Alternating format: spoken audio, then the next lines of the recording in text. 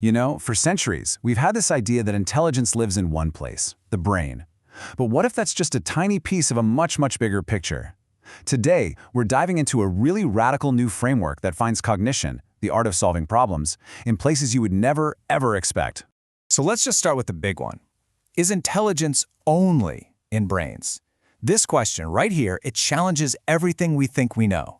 By digging into it, we're really questioning one of the deepest assumptions in all of science and philosophy, and it forces us to rethink what it even means to be a thinking thing in the first place.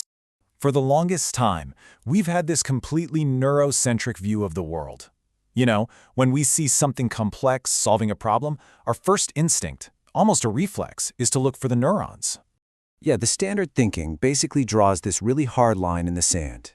If you've got a nervous system, you can be smart. If you don't, you can't. But this on-off switch, well, it creates a massive blind spot. It makes us completely overlook the incredible problem-solving that's happening all over the biological world.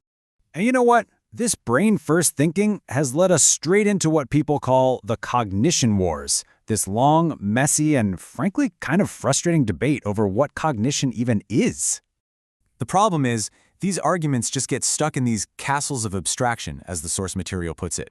We end up arguing about words and labels instead of making any real progress.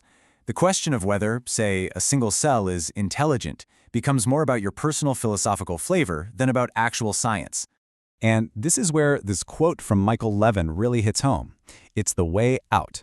Instead of just arguing about definitions, what we really need is a formal, testable framework, a kind of technology that we can actually use in an experiment on any system. That's how we move the conversation from the philosophy department into the lab. So, what's the alternative? Well, Michael Levin and Robert Shishura propose something that just cuts right through all that noise. It's a simple, powerful, and truly universal definition of intelligence. Okay, so what does that actually mean? The big idea here is that intelligence isn't about what you're made of, but about how well you solve a problem. It's all about avoiding what's called a combinatorial explosion. That's the nightmare of having to try every single possible option, one by one, until you just happen to stumble on the answer. Think about it like this. Imagine you're searching for a book in a massive library. A random search would be you walking down every aisle, pulling out every single book until you find it. That could take forever, right? But an intelligent search? That's like using the library's catalog. It narrows down millions of possibilities and points you right to the solution. That efficiency, that's what we're calling intelligence. Okay, this is where things get really exciting. We're now moving this whole idea out of the realm of philosophy and into the world of actual, measurable science. And to do that, you need a tool, a universal metric to actually measure this efficiency. And they've developed this framework, this kind of toolkit that lets us map out the problem space for literally any system. We figure out all its possible states, the moves it can make, the rules it has to follow, how to score those moves, and how far it can see into the future. With all that, we can calculate just how efficient it is compared to a totally random, brute force search. And this is absolutely key. The goal is to get away from using humans as the gold standard for everything. Comparing an AI or a slime mold to a person is just limiting. It forces us to look for intelligence that looks just like ours. This universal, scale-free metric lets us see and appreciate all these diverse intelligences for what they are. All right, so this all sounds great in theory, right? But this is where it gets real. We have some absolutely mind-blowing evidence that this kind of intelligence exists way, way beyond brains.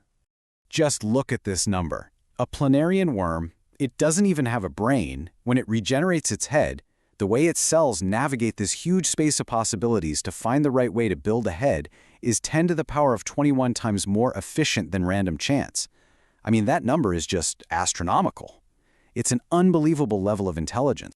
So what does that actually tell us? It's a huge deal. It shows that incredibly complex computation, maybe even memory, doesn't need a brain. The worm cells somehow, collectively, know what a correct head looks like and exactly how to build one. The information, the memory, it's all right there in the tissue itself. Or how about this one? A slime mold. When it has to make a choice about where to go, it doesn't just grow randomly. It actually enters what scientists call a thinking phase, where it physically explores and senses its environment for hours. After it's gathered all that information, it commits to an action phase and grows. It's a clear, deliberate process. So, okay, what does all this mean? Where do we go from here? This framework isn't just some neat idea. It's a completely new lens for looking at some of the biggest questions we face today. I mean, the implications here are massive, and they stretch across so many different fields. For AI, we can start building and judging them based on how well they solve problems, not just how well they copy us. In medicine, we can start seeing cells as these tiny problem-solving agents, which could give us totally new ways to fight diseases. And then there's the big one, ethics. If intelligence is a spectrum, where do we draw the line from moral concern? When you step back, this whole idea just opens your eyes to a universe full of problem solvers, from a tiny cell to a whole ecosystem. And it leaves us with this really humbling but also super exciting question to think about. If intelligence really is everywhere, what other minds are out there right in front of us that we've just completely failed to see?